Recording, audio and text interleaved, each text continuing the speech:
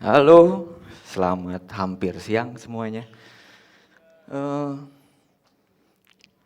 Bicara tentang game ya, di sini mungkin ada di antara kita yang senang main game, yang mungkin menghabiskan waktu banyak, menghabiskan uang banyak untuk upgrade weapon. Ada di sini? Oke, ini apa? A Blade of Chaos ya. Eh, Kira-kira kalau di game itu kan kita tinggal ada tualang sedikit, dapat XP atau dapat apalah penghargaannya, lalu kita bisa pakai buat upgrade ya, entah dari weapon, entah dari kostum. Nah, di game semua gampang ya, maksudnya tinggal jempol jalan, lalu klik klik klik klik jadi. Di dunia nyata nggak gitu. Ini susah bikinnya. Dan untuk membuat seperti ini, kalian harus mengumpulkan dulu bahan-bahannya.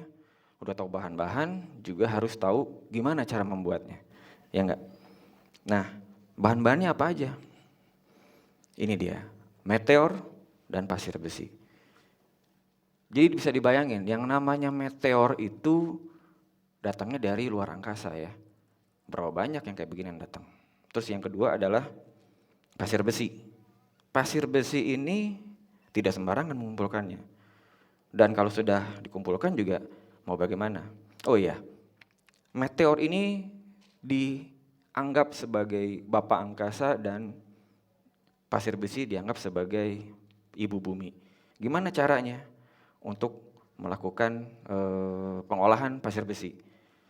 Pertama, seorang empu itu harus membuat peleburan dulu. Nah, di peleburan ini kita menggunakan arang ya sebagai bahan bakarnya. Jadi yang namanya arang kita masukkan, pasir besi kita masukkan, arang kita masukkan, pasir besi sampai dia penuh secara tanurnya, lalu dibakar sampai suhu tertentu. Di sanalah akan menghasilkan spons besi atau bahan dasar dari besi itu sendiri. Nah, spons besi itu tidak seperti bahan besi yang kita jumpai di pasar besi atau di pasar loak atau di toko-toko besi lah. Sudah padat, sudah berbentuk seenaknya. Di sini nggak seperti itu. Spons besi ini punya rongga-rongga yang sangat banyak sehingga dia sangat rapuh saat itu.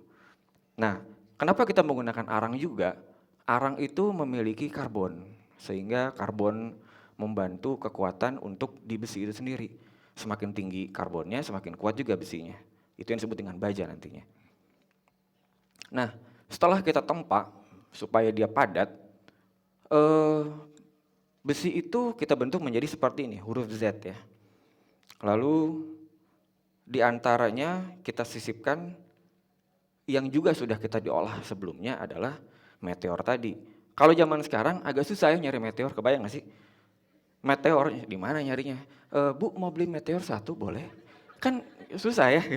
Nah makanya akhirnya di sini kita punya alternatif lain yang kemudian juga banyak dikandung oleh meteor yaitu nikel. Nah ini kita sisipkan nikel. Sesudah itu ini yang terjadi. Bayangin, ini di suhu 1200 derajat Celcius. Ini disebut dengan force welding atau pemijaran. Jadi Bapak Angkasa dan Ibu Bumi ini dia disatukan sehingga dia menjadi satu bahan yang homogen walaupun dia memiliki tingkat heterogen yang berbeda-beda ya. Jadi ini disatukan sehingga mendapatkan layer-layer dari logam yang berbeda. Ini terjadi yang namanya mungkin secara teknik disebutnya sublimasi ya. Dia terjadi sublim. Dia merapat dengan cara melelehkan permukaannya di antara masing-masing logam. Dan proses seperti ini dilakukan berulang-ulang sehingga dia akan mendapat layer yang sangat banyak. Nah, buat apa sih yang kayak begini dilakuin? Ini kita sedang mencari hasil seperti ini. Ini namanya pamor. Bersatunya Bapak Angkasa dan Ibu Angkasa dan Ibu Bumi. Nah, layer yang sangat banyak ini membuat suatu karakter baru. Karakter yang kuat. Kenapa bisa begitu? Karena beragam sebenarnya. Karena keberagaman inilah antara besi yang lunak dengan nikel yang alot. Sehingga dia membentuk suatu kelenturan yang sangat baik. Bisa dibayangin ya, ini bicara tentang keberagaman. Kalau di Indonesia kita kenal ya, Bhinneka Tunggal Ika. Berbeda-beda tapi tetap satu jua. Nah, ini kita bicara weapon lagi, balik ke sini. Ini di tengah-tengahnya diselipkan baja. Kita bisa lihat di gambar di atas bahwa pamor yang sudah kita satukan, kita bentuk menjadi U. Lalu dimasukkan baja di tengah-tengahnya, sehingga dia memiliki struktur yang baru. Struktur baru ini di tengah-tengahnya ada baja, pinggir-pinggirnya ada pamor.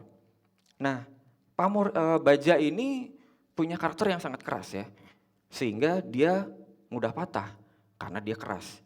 Sementara pamor sendiri punya kelenturan ya. Mungkin kita pernah dengar ya yang namanya kalah pamor. Kira-kira apa ya artinya ya? Kalah keren, kalah hebat, atau kalah apa nih? Tapi maksudnya bagaimana kemudian pamor ini membuat suatu weapon itu menjadi lebih tangguh daripada weapon yang lainnya. Ini disebut dengan proses lorok. Ini kita mulai pakai bahasa Nusantara ya.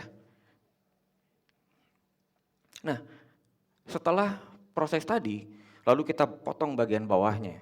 Kita akan masuk ke proses yang berikutnya. Kita pisahkan bagian yang paling bawahnya, lalu yang bagian atasnya, bagian bawahnya juga kita bikin menjadi paksi. Nah, yang di bawah itu apa sih yang tadi kita potong? Itu dipakai nanti untuk jadi gonjo. Nah, gonjo ini punya simbolisasi, artinya dia punya makna. Maknanya adalah yoni. Sementara yang kita buat paksi tadi itu menjadi lingganya. Lingga dan yoni. Udah kebayang ya?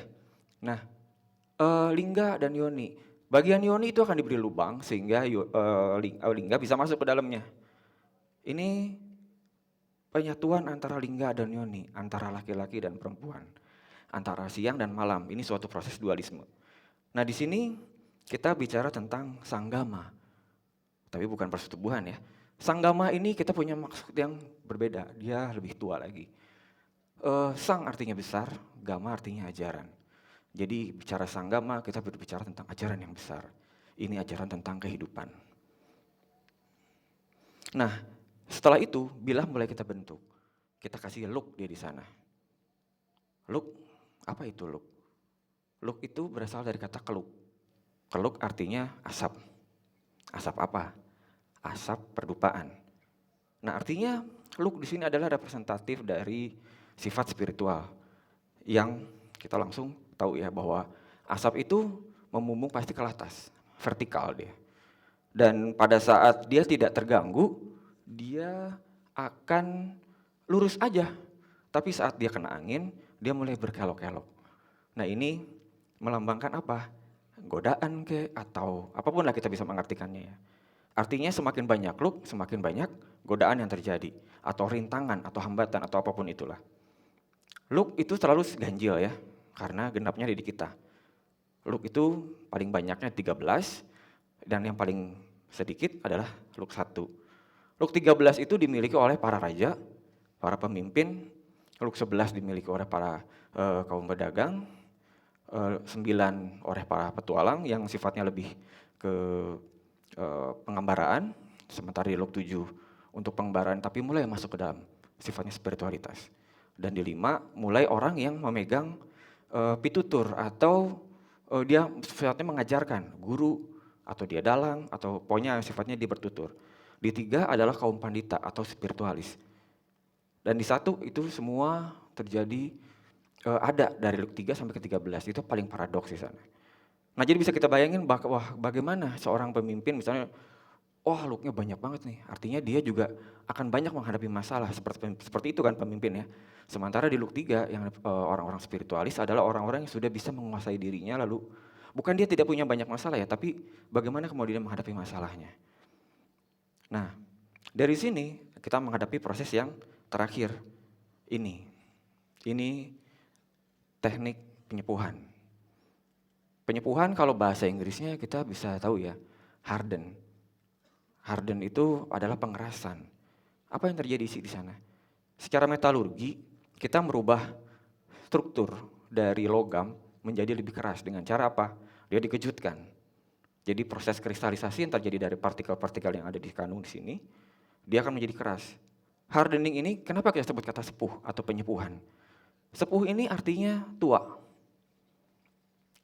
Lalu si Bilha kita jadikan tua, bukan itu maksudnya.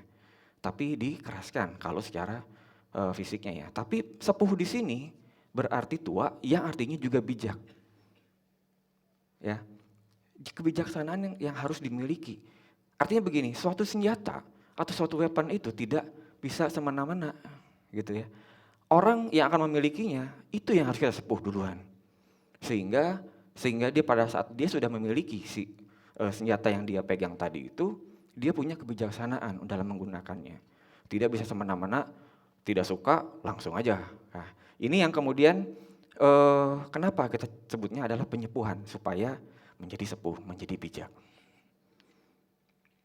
Nah, kita dari tadi sebenarnya kita berbicara tentang keris. Keris itu tidak sekedar weapon, tidak sekedar senjata, tapi dia adalah pusaka. Pusaka itu dilahirkan, bukan diciptakan. Seorang empu bukan yang melahirkan, tetapi dia yang membantu proses kelahiran. Pusaka itu sebenarnya sudah ada, tapi dia membutuhkan proses untuk menjadi ada. Rahayu Sagung Dumadi. Terima kasih.